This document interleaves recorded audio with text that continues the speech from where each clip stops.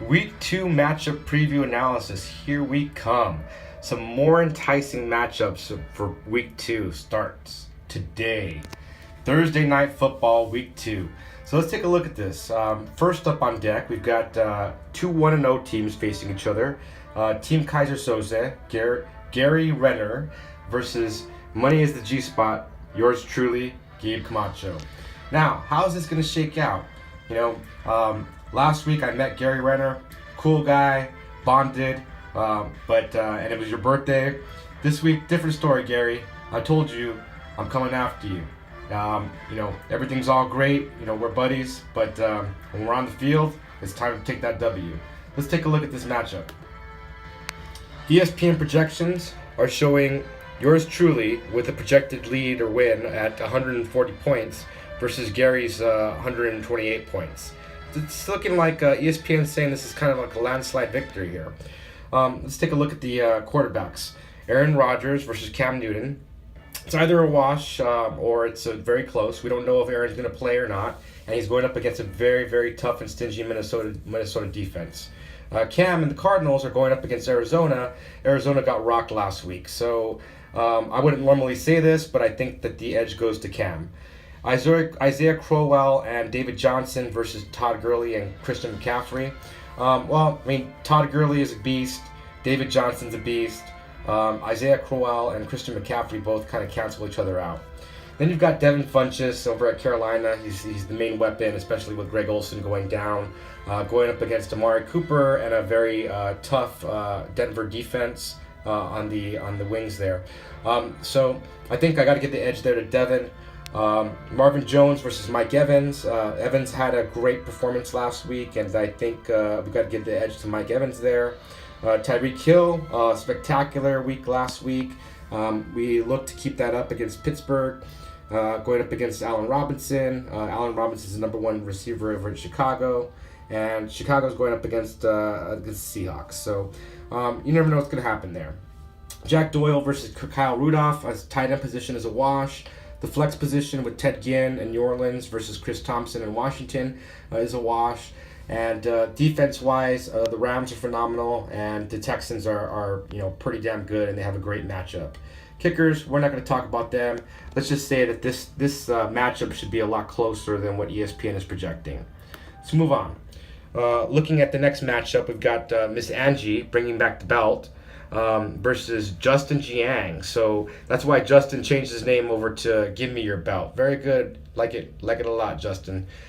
This looks to be another intriguing matchup here where we've got two 1-1 teams, or 1-0 teams, going up head-to-head here in Week 2. So, looking at the quarterback play, it looks like Angie's got a little trouble there with Tyrod Taylor. The Saints, we know they're going to light it up, but Tyrod Taylor's probably going to have to pass a lot in order to keep up with the Saints. Roethlisberger, he's playing at home, so whenever he's playing at home, he generally has a good game. You got Kamara, Fournette, we don't know what his hamstring injury is going to be like, and Cobb, that's a very, very powerful matchups right there, versus Rex Burkhead, who had a pedestrian game last week. I think Angie's hoping that he's going to bounce back. Carlos Hyde with Cleveland, and then Robert Woods. I'd say that Justin's lineup scares me a little bit more than Angie's. In terms of those three players, I think Chris Hogan is going to get a lot of play this week versus Fitzy. I think that's a wash there. Adam Thielen versus Josh Gordon. I think that's a wash. Travis Kelce had a bad game last week. Normally when he has a bad game, he has a great game. Versus Benjamin Watson, I have to give that to Angie. And then we've got Jamison Crowder versus Deshaun Jackson. Deshaun's status, he's in a concussion protocol, so we don't know what's going to happen there. Ravens D, I think we get the edge over Cincinnati. And Dolphins going up against the Jets. Usually that division rivalry yields lots of points there. So all in all, ESPN is saying Justin is going to lose by 2 points and Angie's going to win by 2 points. So I'm pretty sure Justin's going to make some adjustments, and we'll see what happens there. I think this is really going to be a lot closer than it looks, as well as a lot closer than my commentary anyways. take a look at the next matchup. We got two 0-1 teams, Ralph and Tom going up against each other. Uncle Tom and Ralph. We're looking at this. Let's see. ESPN is showing Uncle Tom at 133 points, and Ralphie at 124 points. Again, it's ESPN projections. It's week 2. We still are looking to see how things are going to roll out and shake out. We can't all expect everything to go like week 1 went. So, Breezy, Drew's going up against an improved Cleveland defense, but he should have his way with the Browns versus Kirk Cousins with Minnesota, and he's going up against a fairly weak Green Bay defense. So, matchup-wise, I love Drew Brees, but I think that's going to be a little bit closer than you can call.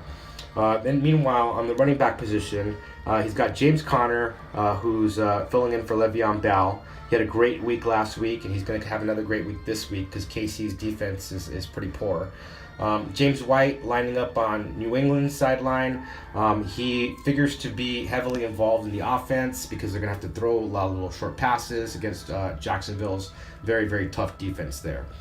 Kenyon Drake had a serviceable performance last week. I think Ralphie's looking for a bounce back performance from Kenyon.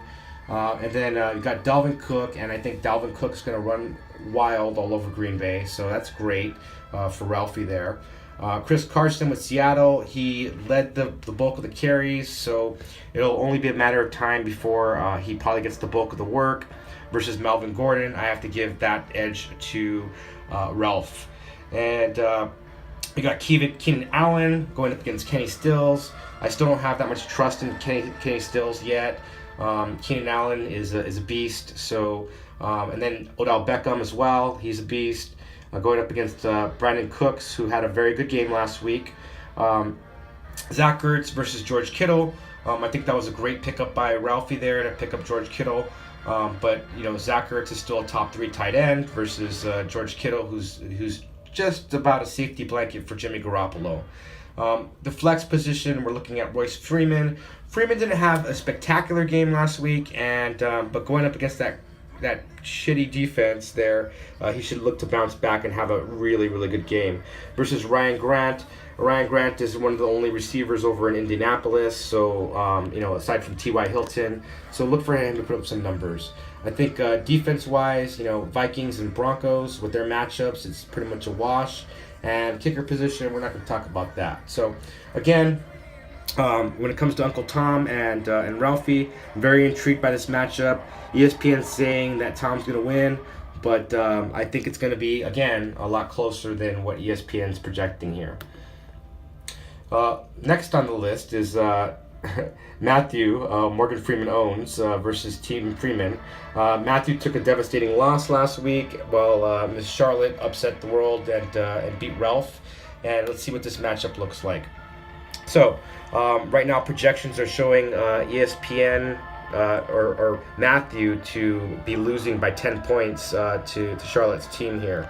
So Matthew's digging deep here. He made a pickup. He's going with the rookie Sam Darnold after that amazing Monday night's performance by a rookie versus Andrew Luck, who looks to be back in good form here. So I'm suspecting that he'll have a great performance as well against Washington.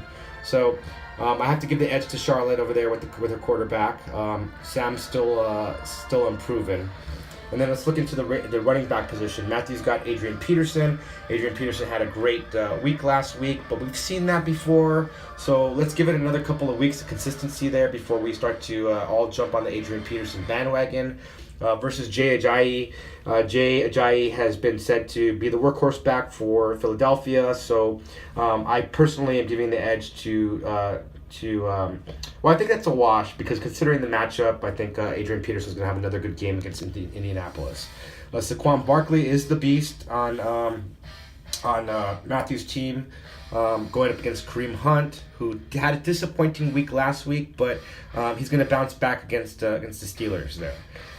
So that's a wash. You've got Devontae Freeman versus Emmanuel Sanders. Emmanuel Sanders has looked to be the favorite target of Case Keenum over in Denver. So I'd have to give that edge over to Charlotte. T.Y. Hilton, what can you say? He's always going to get his. So, edge to Charlotte there against Tyler Lockett.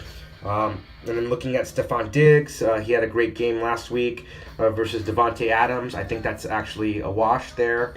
Tight end position, Jared Cook for Oakland really had a spectacular game last week. So we'll see if that's consistent or not. Versus Jordan Reed, who has had the tendency to have very big games for Washington. Then in the flex spot, you got Marquise Goodwin versus Nelson Aguilar. I think that's kind of a wash there. Although Goodwin is the number 1 receiver, he didn't get too much production last week.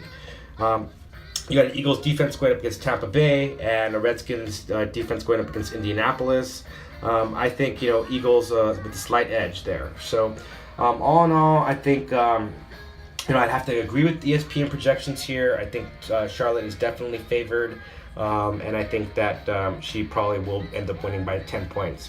Sorry, Matthew, but keep trying. We'll see what happens. That's why we play the game, right? Moving on, we got Kevin at 0-1 versus Robert at 0-1. Wow. So that's going to be an interesting contest there. Two best friends and two 0-1 teams going up against each other. Let's see what ESPN's saying. ESPN is actually favoring Robert by 4 points at 134 to Kevin's 130 points. So Kevin's going in. He's starting Jimmy Garoppolo. Jimmy had a tough time last week. It was serviceable, but he had a tough time last week. So he's going up against the Detroit Lions. That should provide him some relief this week. And then you've got Russell Wilson going up against a tough Chicago defense. So, Russell Wilson is the type of player, he finds a way to get points. So, I think at the end of the day, that's going to end up being a wash at that position. Tevin Coleman for Atlanta ended up taking a lot of the pass-catching duties away and had a pretty hefty score versus Devontae Freeman over in Atlanta. So, I think that's a smart play as well. I think he's going to yield some points. Shady McCoy had a horrible game for Buffalo last week, and that Buffalo offense looks like it's just horrendous. But who knows? Maybe Shady's going to get back on track. They're starting a rookie quarterback, so I actually would give the edge to Tevin Coleman versus McCoy in that instance. And then you've got Ezekiel Elliott going up against the Giants, divisional matchup. And he's going to score plenty of points there. That's the way it normally goes. I think it'll be Elliott versus Saquon Barkley in that matchup. So that's good for Kevin. Versus Jordan Howard. Jordan Howard had pretty good production last week, and they're going up against the Seahawks, so I expect them to run the ball quite a bit and be used as a bell cow there. So that's kind of a little bit of a wash. Demaryius Thomas going up against Golden Tate. Golden Tate actually, was targeted by Stafford quite a bit in Monday night's game. And Demaryius Thomas, I think, will open up a little bit more than Emmanuel Sanders this game going up against the Oakland Raiders. I have to give that one to Kevin there. Looking at Michael Crabtree, Crabtree just continues to be a productive performer, but they've got a lot of weapons there offensively in Baltimore. So we'll see if he has the same totals as last week, going up against the number 1 receiver in football, which is Antonio Brown. So I have to give the edge to Robert there. AJ Green versus Michael Thomas. I think they're both high caliber receivers. I think that one's a wash. Tight end position, Evan Ingram had a bad game last week. I expect him to bounce back this week against the Dallas Cowboys. And then you've got Antonio Gates. Who knows what type of production we're going to see. He's 38 years old, but he's the only tight end on the roster. So then you got the flex position, Quincy Enunwa, a waiver wire pickup versus Robbie Anderson. So they're playing the battle of the Jets wide receivers there. I think that's very smart. Then defense-wise, you've got Kevin's got the Titans going up against the Houston Texans. I'm not so sure about that particular selection. And then Robert's got Chargers D going up against Buffalo, which I think is a good spot. So I have to give the edge to Robert there. So all in all, I think this is going to be one of those nail-biter matchups. Very intriguing. One of the games of the week. But I do have to give the edge to Robert here. I think he's going to squeak by and get the W. And last but not least, let's take a look at Casey going up at 0-1, going up against Erica. Erica got a surprise victory last week, and Casey got dumped by Gary in last week's matchup. So far we're looking at Casey is favored. Casey ESPN is projecting Casey to win by 15 points versus Erica. So, looking at it, Matthew Stafford had a horrendous performance on Monday night, throwing multiple interceptions. But he's going to bounce back. That he offensively, he's always been one of those troopers that's performed pretty well. Versus Tom Brady, and Tom Brady's going up against the Jacksonville, very strong Jacksonville defense. So expect Brady to be somewhat limited. I think they're going to go to the ground game on that. So I have to give the edge here. I love Tom Terrific normally, but I have to give the edge to Stafford. Lamar Miller, very effective in that Houston offense. I think he's going to have a great game going up against Tennessee versus Deion Lewis. Deion Lewis is going to also have an equally good game against Houston.